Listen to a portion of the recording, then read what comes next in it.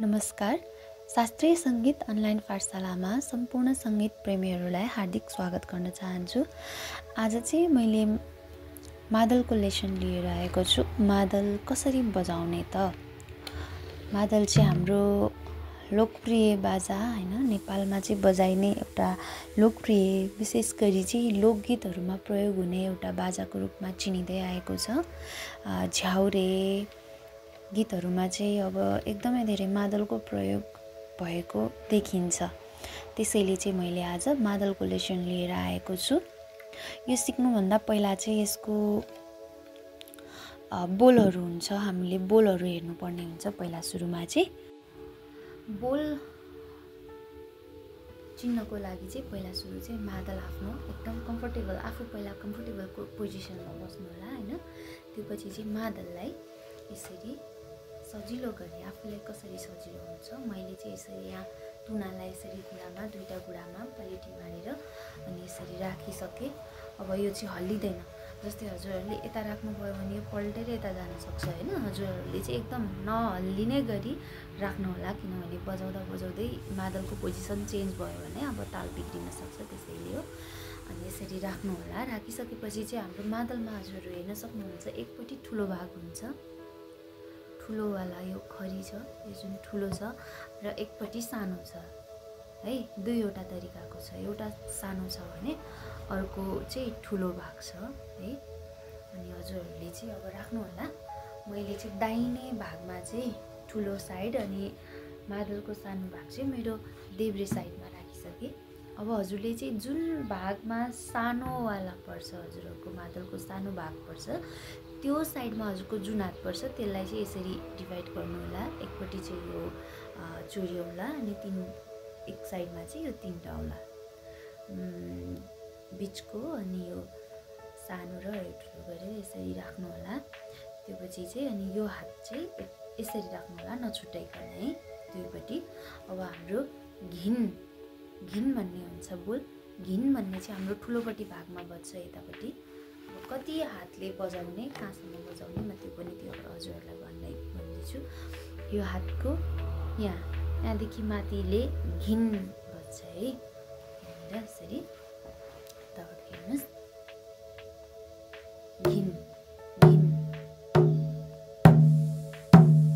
घिन यसरी नहान्नु होला, आउँदैन आवाज है, छ्याप हुन्छ मात्र। घिन घिन हान्नको लागि चाहिँ ठ्याक्क यो चाहिँ मादलको यहाँ छेउमा पर्नु पर्यो। घिन घिन घिन घिन घिन घिन होइन। अब यता बज्यो। अब हामीले जुन हातलाई यसरी डिभाइड गरेको थियौँ, यो चाहिँ अब सानो भागमा चाहिँ ताङ चाहिँ यो औँलाले बज्छ, ताङ। सुन्नुहोस् है,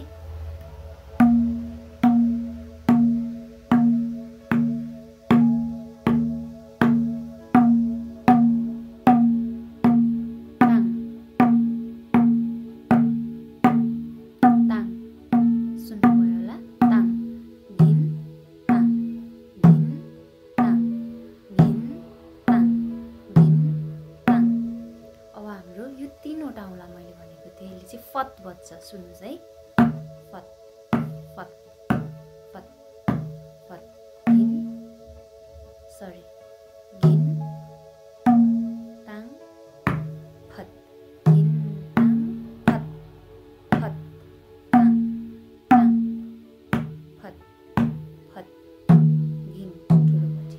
अब हजुरहरूले हेर्नुहोस्, अब हजुरलाई नर्मल एउटा यो दाद्रा तालमा रहेको छ, त्यसलाई अब कसरी बजाउने है।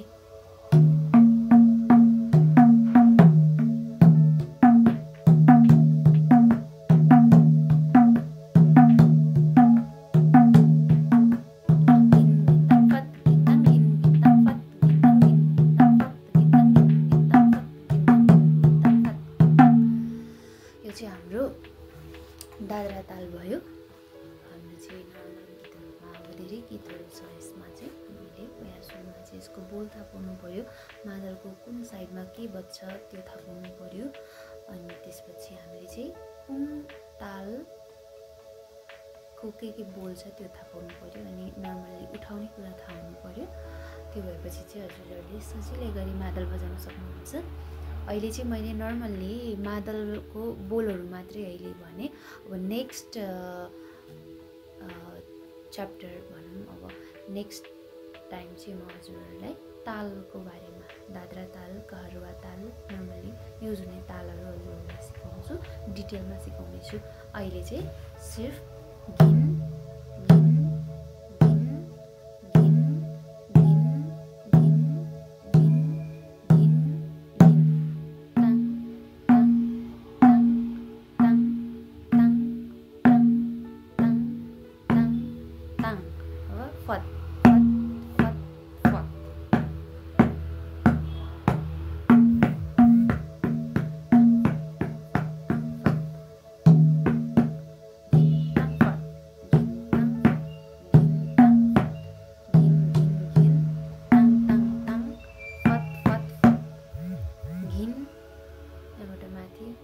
ताङ यो औँलाले अनि फत यो तीनटा औँलाले। गिन ताङ फत, गिन ताङ फत, गिन ताङ फत।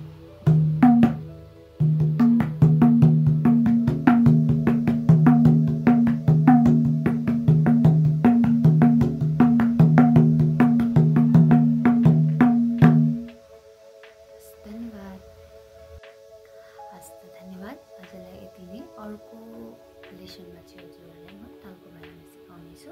त्यति बेलासम्मको लागि यो भिडियो कस्तो लाग्छ, अब मैले पनि यति धेरै भिडियोहरू बनाउने गरेको छैन, मलाई केही पनि खासमा युट्युबमा कसरी भिडियो बनाउने, एडिटिङ त्यो मलाई केही पनि थाहा छैन। र सल्लाह सुझाव दिनुभयो भने पक्कै पनि अर्को भिडियो आजको भन्दा बेटर हुनेछ। हजुरहरूको साथ सपोर्ट र मायाले भन्ने आशा गरेको छु। आस्था हेरेर साथ दिनुहुने सम्पूर्ण सङ्गीत प्रेमीहरूलाई फेरि पनि धन्यवाद दिन चाहन्छु।